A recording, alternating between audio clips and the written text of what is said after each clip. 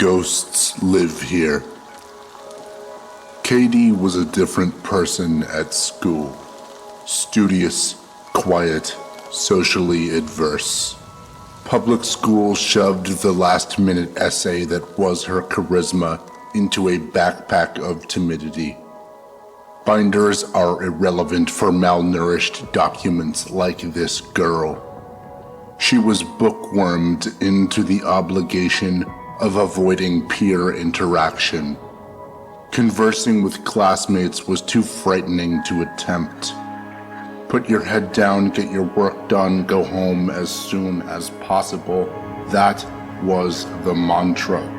No extracurriculars for Katie. Blaringly, this meant unemployment in the friend department. Worried by this apparent workplace and the absence of detail when discussing her day, her parents made attendance mandatory on playdates with the varyingly aged offspring of their colleagues. What they didn't understand was that Katie was 12. She was in middle school. Middle school. How could she be expected to be some kind of social savant when she was forced to hang around 9-year-olds and what effectively amounted to being babysat by the Donaldsons' 16-year-old daughter, Martha? Besides, Martha was such a bore. Not like Katie. Well, not like Katie at home, anyway. It took a journal's worth of failed attempts at sparking civil interest for Mom and Dad to finally back off.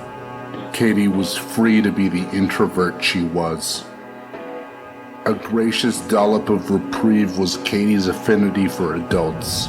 Though generally 3 or 4 times their junior, she showed a knack for entangling herself with grown-ups, particularly the elderly.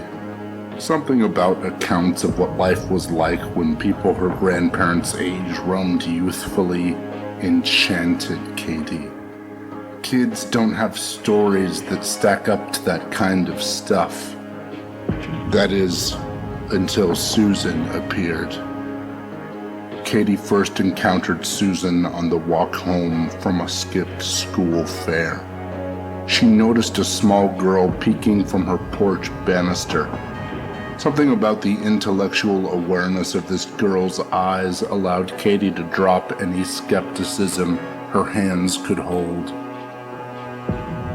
This wasn't the same type that inhabited her school.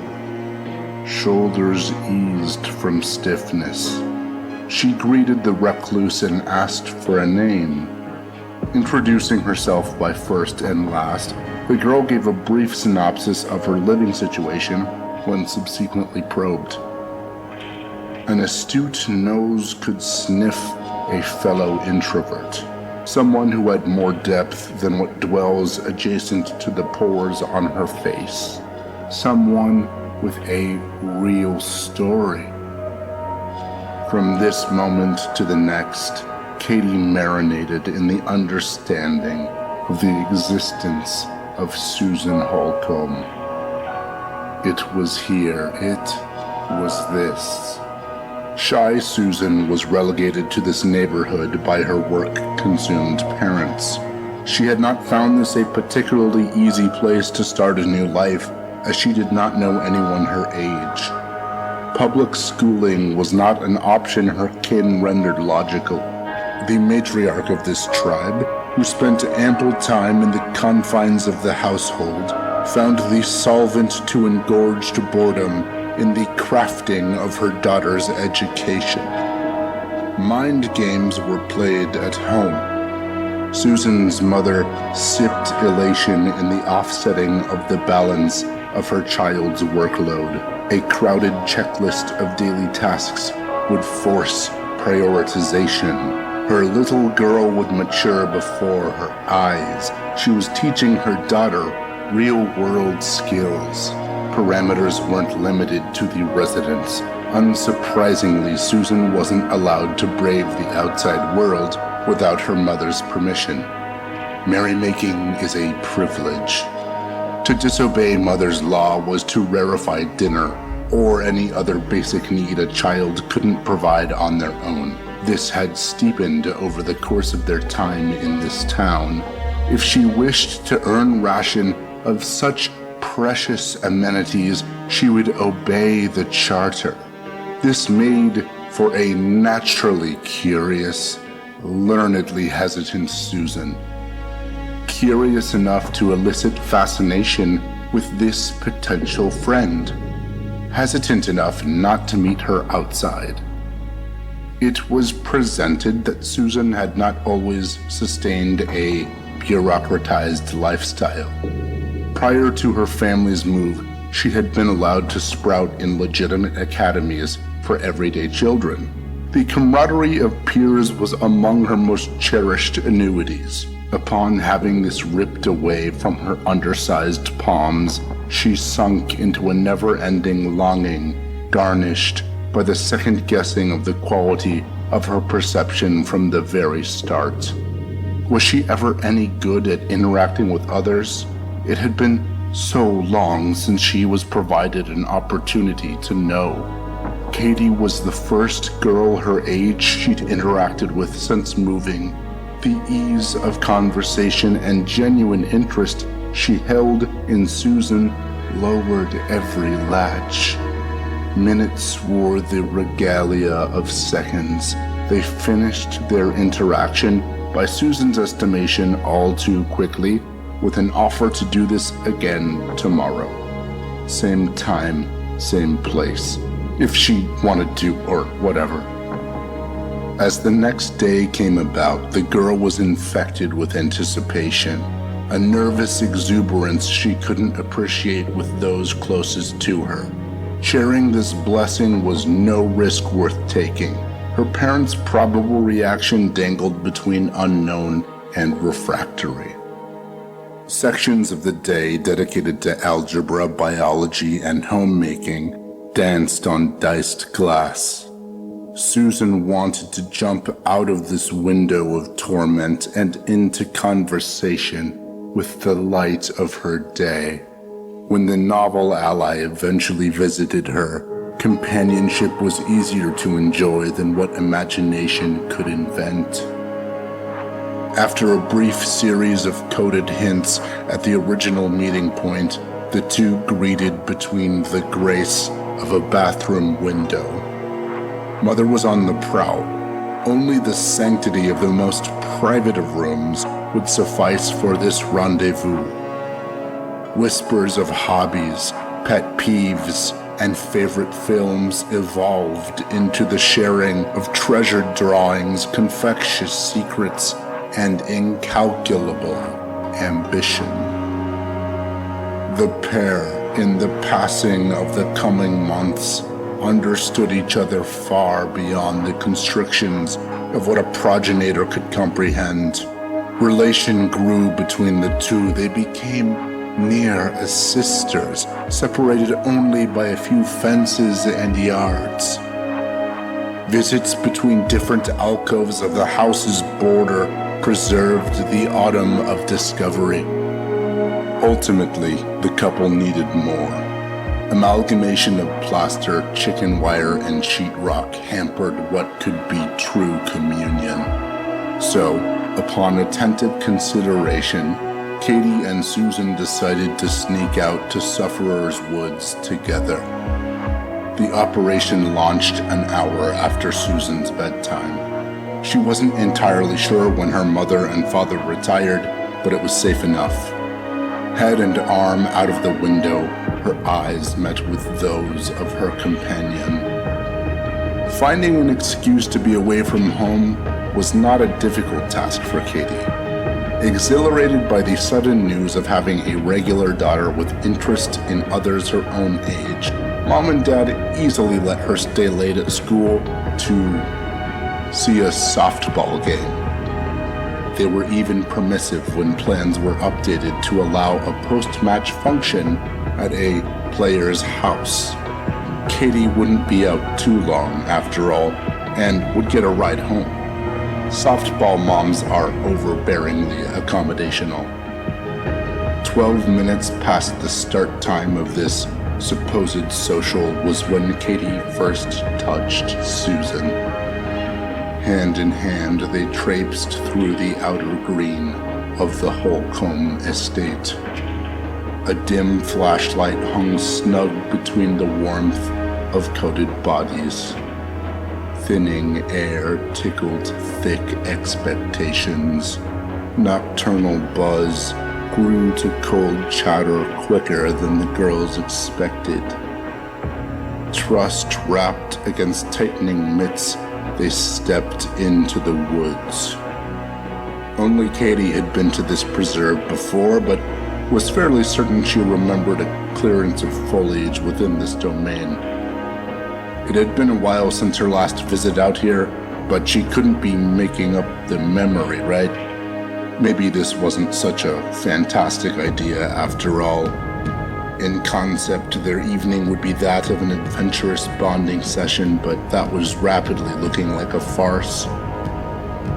Colossal, dying trees with canopies of black stood tall above the gate of crackling leaves. Cries of bloodied owl nests scored a chorus of catatonia. 1,000 motherless men's whistles formed inimical gale. The questioning of every decision leading up to this moment crept along increasingly apprehensive vertebrae, until Katie kissed the glacial cheek of her partner. It would be all right, she assured the both of them. Everything's gonna be okay. Someone had to be the rock.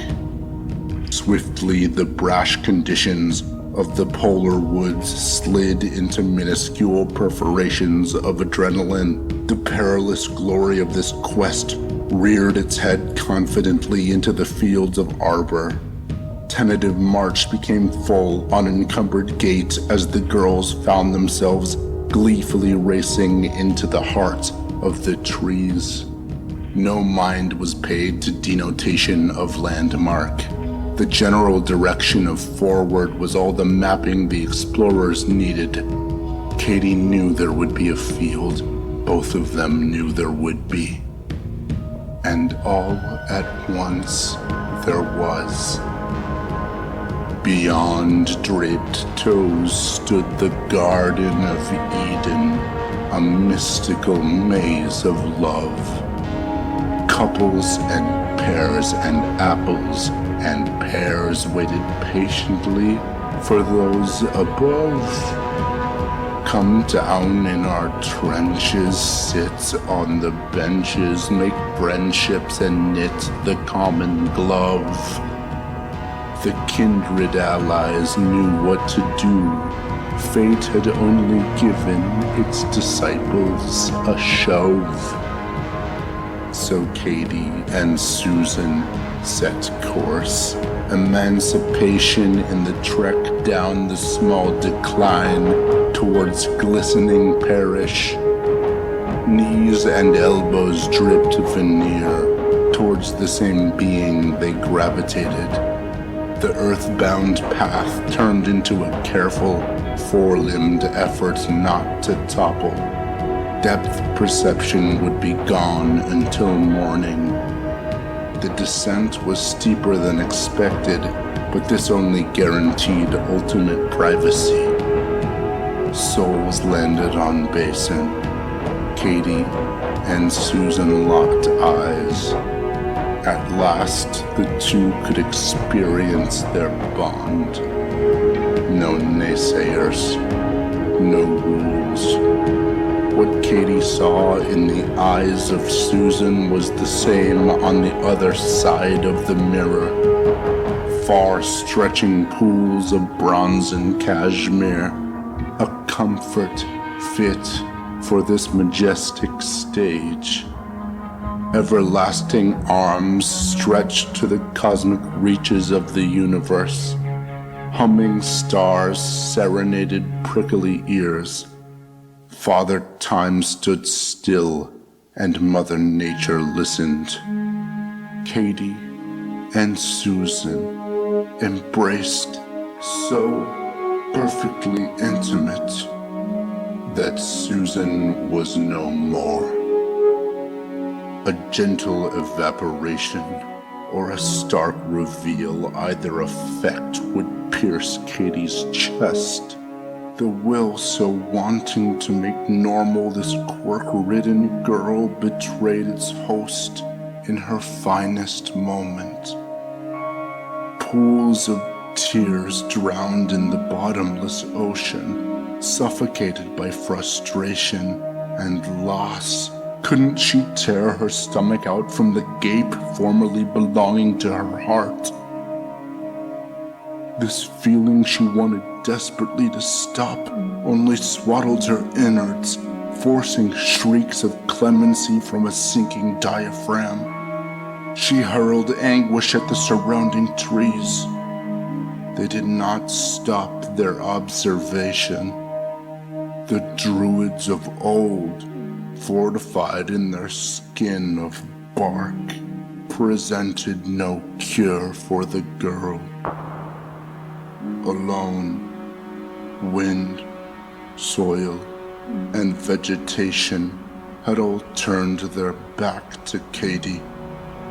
The only remaining friend was the supple, intoxicating dark. Wings outstretched, this time Katie held close the night. All remaining color was banished from the earth, and Katie woke in simple field, level with her surroundings, no wall of root to climb back up, flat as her heart rate. She would need to find the way back to her town. A town. There was no domicile awaiting her. She did not have a home. She only lived. Sorry limbs hung lifelessly from her shoulders. Rigid legs dragged along environmental debris. Katie stepped back into the world.